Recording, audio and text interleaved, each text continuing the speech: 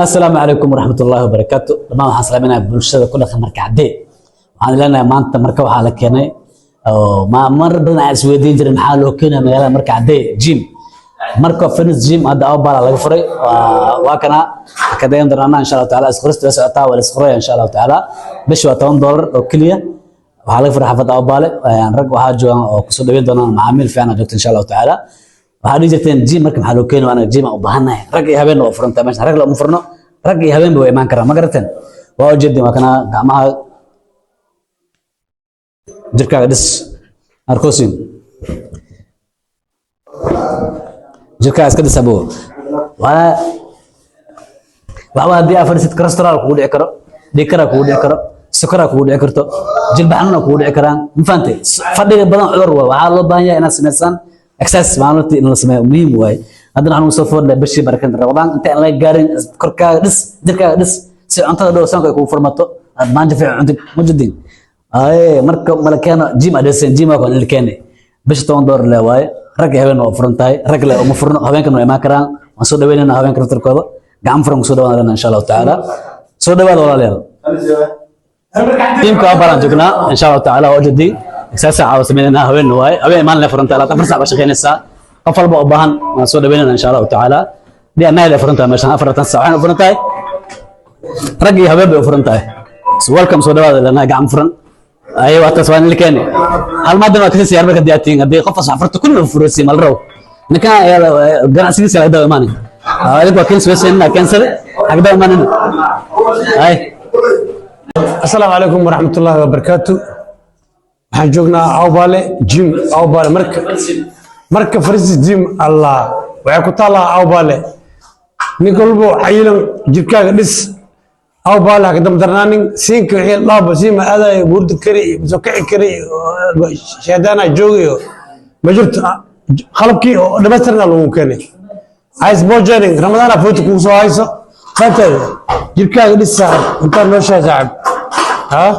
waa kana wax ma xamale walbo diyaar waay waa dhameystiriyay bis ayagana ma xambis ma weeri karaa bishii $10 waay saaxib yaa laga boobin khursimada waa socotaa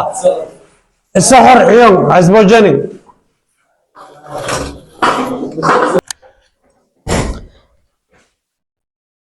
وجدين وحان الكيني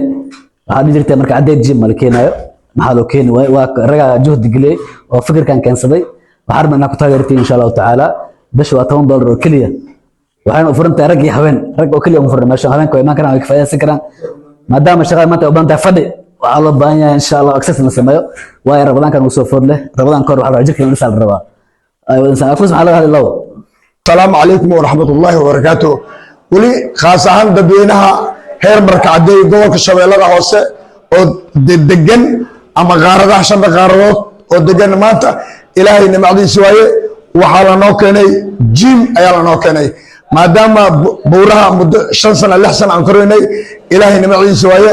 gym ana noo keenay aad rag oo dhalinyaro heer marka ah ayaa isxilqaamay gymkan qalabkan la keenay lacag $1 ku fadhiya xaggan waa soo aragteen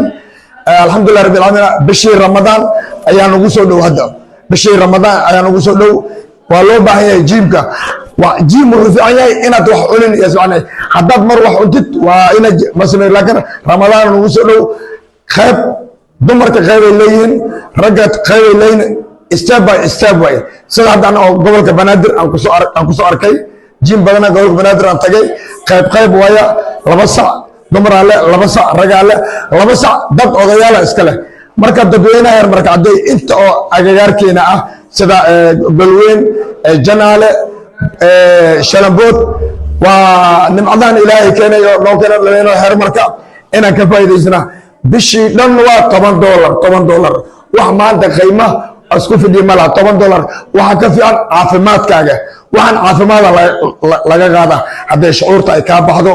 almeenta sameeysa exercise-ka caafimaadka barkiis way marka walaalaha aanoo keenan waana ku mahadsiin inay soo zaahidiyaan qalabkan maadaama ay hadda ay bilaawayeen waxay ku dadaali doonaan intaan in ka badan in ay noo keenaan laakiin waxa laga rabaa dadweynaha heer marka maadaama juhdigan la keenay xamar loo aadayay tagta la tagayay cholesterol ay haya dhiiga iyo harmay xidida iyo booday